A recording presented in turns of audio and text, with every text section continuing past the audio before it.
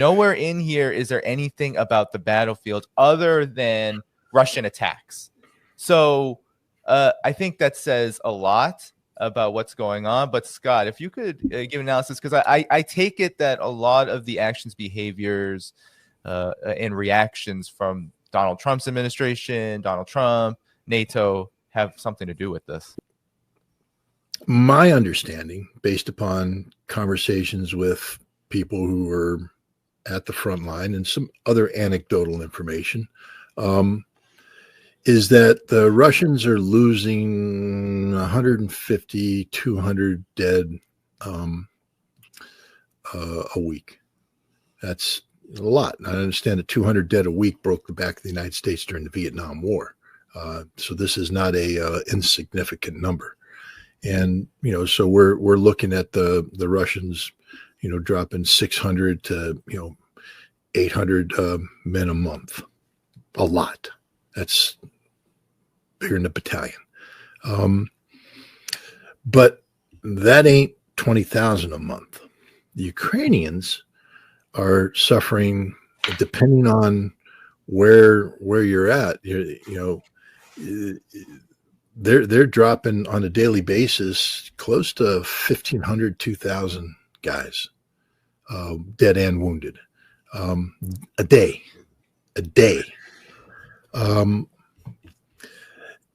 These are unsustainable numbers, and yet they can't tell the truth, so they flip the script, and it's it's the Ukrainians that are losing guys that they in numbers they can't replace.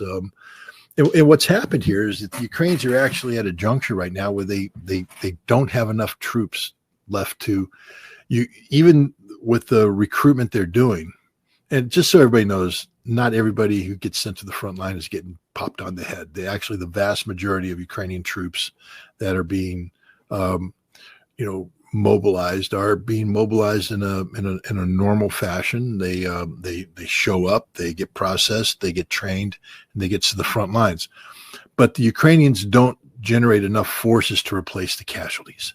And so every day that goes by, they're getting weaker. This isn't just me in my analysis saying, this is a Ukrainian parliamentarian announcing this on the floor of the Rada, saying, you guys got to be real here.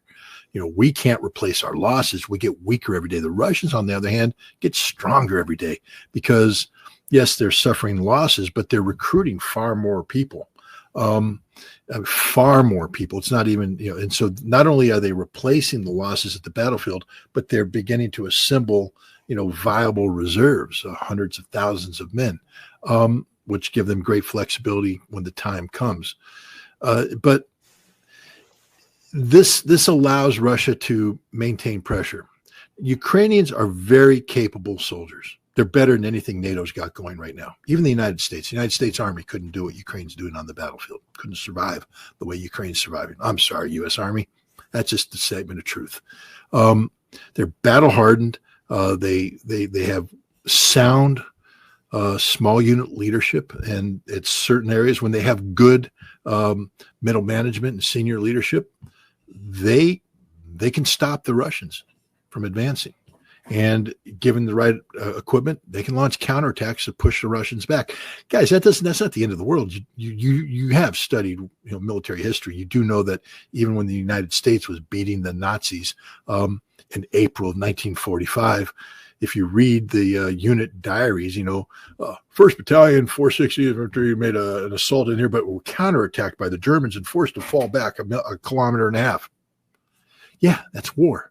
Read about the Russian advance on Berlin. The Germans are counterattacking up until the last moment. And when you counterattack and you pick the right time and place, you can push the enemy back.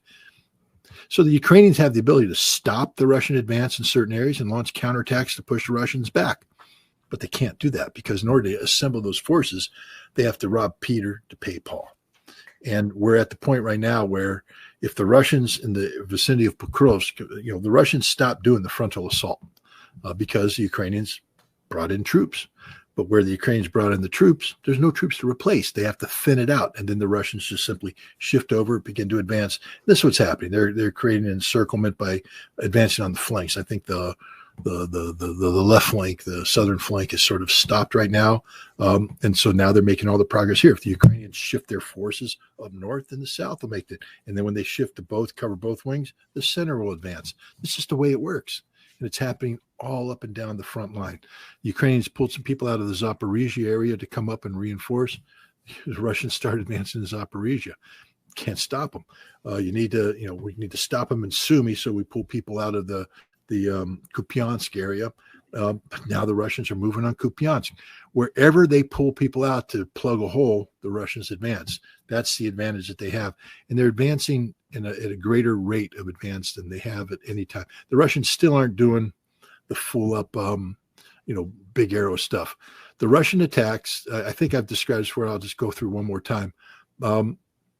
This is explained to me by an officer in Abdi Alidanov's Akhmat Special Forces. He talked about mastering the 3s and the 6s. Because, Larry, you know this, when I went through, I did, fire team rushes as part of a squad advance, as part of a platoon advance, as part of a company advance. A fire team is 5 Marines, and we're doing fire team advances. That means one fire team rushes up, squad commanders controlling it, platoon commanders controlling it. You do that today, you get killed. Yeah. The Russians today, their assault group is 3 men. That's it, 3 men.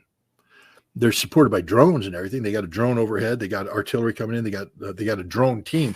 There's a lot more Russians behind the scenes with the drones, bringing the drones in. But the assault team is 3 men. That's the 3s, and they will assault the position that they're on, generally defended by between 7 and 12 Ukrainians, and they kill them or they wound them and they take them prisoner.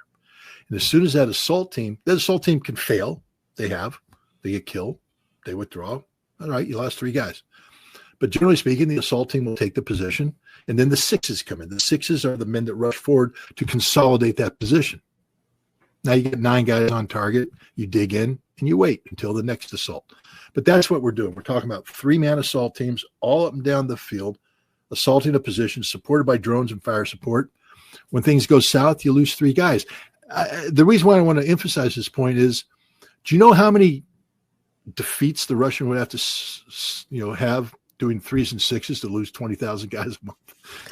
Okay, I'm just a simple Marine. I can't do that. Doing the math on that one. This is why I believe people who are fighting that say. I will also say this: the Russian wounded, and your number of wounded is generally reflective of your casualty rate on the battlefield. Although speaking to Mariet Karelin, he says there's days that go by where the Russians don't lose a single guy dead. They lose wounded, but nobody's dying.